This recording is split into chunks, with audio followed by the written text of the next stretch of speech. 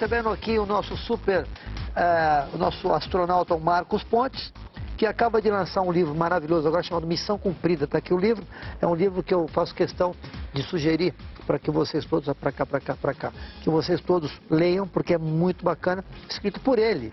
Não é que teve algum jornalista que escreveu para você que escreveu esse livro aqui. Eu fiz aqui durante o nosso intervalo, eu perguntei aqui para a equipe se alguém tinha interesse de fazer alguma pergunta. E como é que é o teu nome? O Hércules. O Hércules fez uma pergunta inteligente que eu tive uma resposta. Eu respondi para você, mas eu fui mais duro na resposta, né? E o Hércules perguntou por que o homem deixou de ir à Lua. Afinal de contas, desde os anos 60 nós deixamos de habitar a Lua. E eu falei que lá que não tinha C tracinhos. Responde tecnicamente agora. O que o homem não quer ir para a Lua mais? Veja bem, naquela época da Lua era uma questão de corrida espacial, da Guerra Fria ali, né? Então, União Soviética de um lado, Estados Unidos do outro, quem chega primeiro em mais postos, né? Ou seja, arriscava-se tudo, a custo que fosse, tanto faz. Então, chegou-se à Lua e foi percebido que não tinha tanto interesse assim lá. Depois de várias missões que foram para lá, inclusive tem um astronauta da Apollo aqui no Brasil nesses dias também, né? Mas, é verdade, é verdade. Aí, depois disso, o interesse em voltar para a Lua foi reduzido, embora lá, né? No programa Constelação, que foi cortado em parte pelo Obama, previa um retorno à Lua. O programa Constelação tinha essa previsão. Até para buscar lá os jipinhos, tá tudo lá, né? Ficaram tudo. Agora a ideia era o seguinte, era usar a Lua como uma plataforma de desenvolvimento de meios de sobrevivência longe da Terra, num lugar onde você tem uma poeira muito fina, você tem dificuldades. Mas você me falou que se a gente montar uma estação em qualquer lugar fora da nossa órbita aqui, o homem não aguenta, fisicamente. É dureza para nossa você me falou da radiação, você sabia disso? É como se você estivesse fora da nossa atmosfera, fora da... É como se você estivesse numa... Mas se você toma uma câmera... É como se você tivesse submetido à radiação... Não, fazendo exames. Aquela ressonância... Ressonância magnética, direto. Você recebe todo tipo de radiação. Radiação direto ali. E você morre com isso. Com o tempo, isso aí vai acumulando, né? E passa um limite. Inclusive, tem uma tabela do Departamento de Trabalho americano que é um dos limitantes para a vida útil dos astronautas, é isso aí. Qual o limite máximo que o homem conseguiu fora? 6 meses? Não, tem gente que já ficou mais de um ano lá. Mas voltou podre, né? Volta acabado. Quando eu falo podre, no sentido bonitinho da palavra. A osteoporose, o osso vira um... Esse é um dos problemas que existem. Aqui, o corpo é muito econômico, né? De forma geral, o corpo é econômico. O que você não usa, vamos dizer assim, atrofia. É verdade. Se você não tem a carga do peso do seu corpo em cima dos seus ossos ali, o corpo para de produzir célula óssea. Então, na microgravidade, o corpo começa a não produzir essas células, começa a ter buraco no osso, basicamente. Tem alguém que me fez uma... Alguém passou lá por cima e fez uma pergunta, porque eu já disse para quem chegou em casa agora e ligou a televisão, sobre gases. A gente já falou sobre isso. Gases. Sim, os astronautas soltam puns lá em cima. Normal. Não solta? Solta, normal. Soltam puns, normal. Foi você que perguntou. Só que não tem muito odor, até porque a alimentação é diferente, e é normal, né? O circuito de ventilação de ar das espaçonaves é muito ativo, muito intenso. Então, qualquer coisa que você produzir ali, ele vai ser rapidamente levado para os filtros de ar Agora é o seguinte, como é que eu faço para ter no meu currículo... Foi eletricista, foi não sei o que, e astronauta, foi conhecer tal.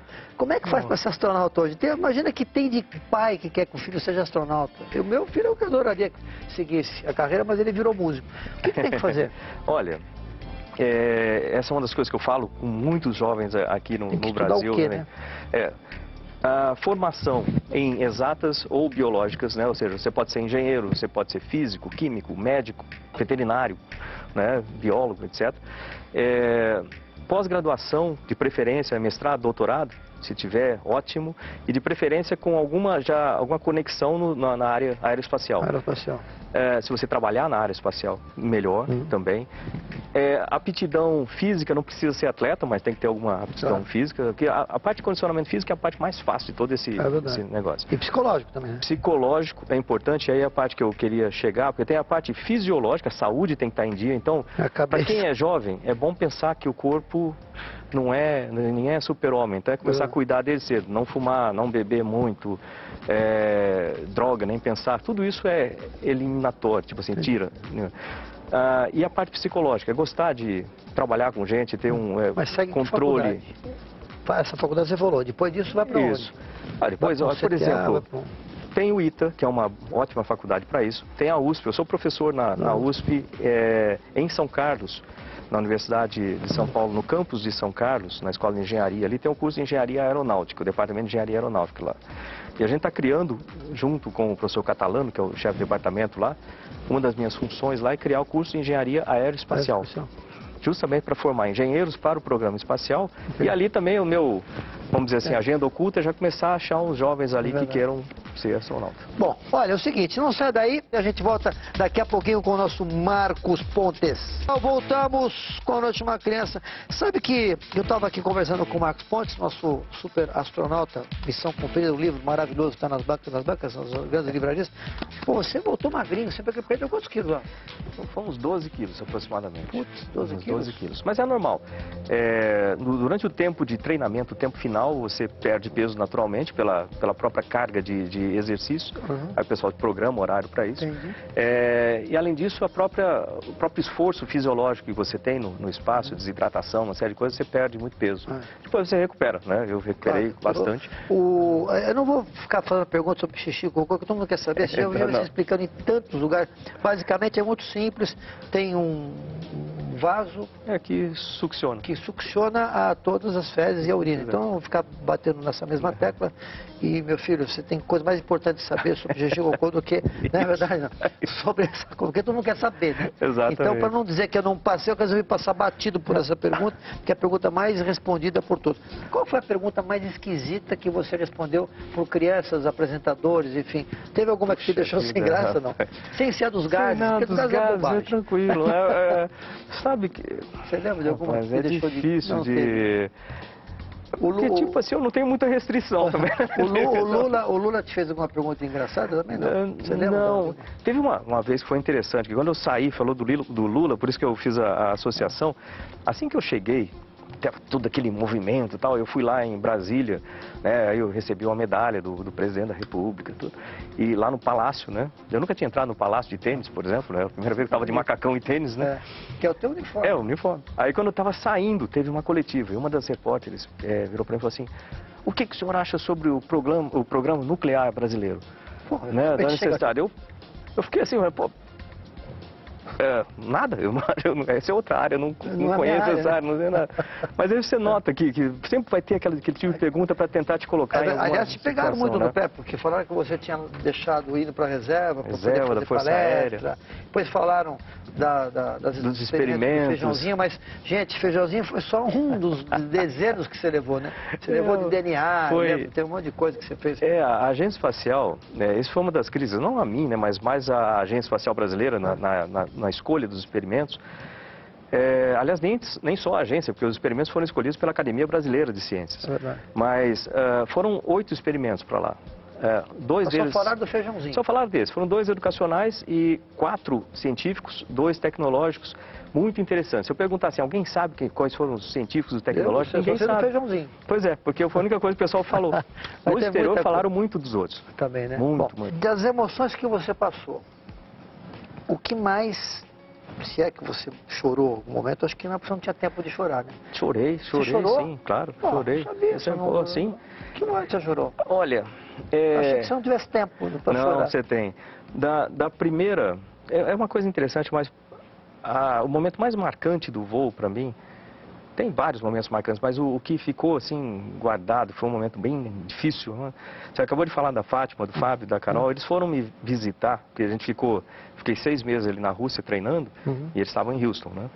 Então eu consegui ver os 3 no Cazaquistão, no dia anterior da decolagem, estava tendo um eclipse do lado de fora, de passagem. E aí eles me deram das 5 às 5h30 para me despedir deles no hospital. E depois, a hora que eles estavam saindo assim no corredor, aquele foi o momento mais marcante, para falar a verdade, sabe? Você pode ser a última vez. Cara, né? Então a sensação... Bom, você não deve ter medo. Eu vou te dizer, não sei se você tem medo da morte. Mas se você tivesse, você morreria feliz, né? Sim, eu estava fazendo alguma coisa que tipo assim, quando eu fui selecionado lá em 98 para essa função de astronauta, até 98 eu era militar, tinha função militar e tudo mais. Então, em 98, quando fui selecionado pela Agência Espacial, passei a ter função civil de astronauta, que eu tenho até hoje, diga-se de passagem, o pessoal às vezes não sabe exatamente o que eu faço hoje em dia, continua a mesma coisa. A partir daquele momento, quando falaram assim, olha, o chefe de seleção falou assim, eu estou te entregando uma mensagem a Garcia. Né? Aí o pessoal pesquisar o que é mensagem a Garcia. A mensagem a Garcia foi um artigo escrito por uma pessoa no século, foi em 1900 e pouquinho, século 20, né? E que dizia das dificuldades para você chegar a um objetivo, você vai passar por muita dificuldade, mas é importante que você entregue. Tem uma história toda por trás disso aí. É um soldado que vai entregar uma mensagem para um general chamado Garcia. Então, passa por uma série de dificuldades até chegar lá e entregou a mensagem. Quase morto. Então, mas chegou.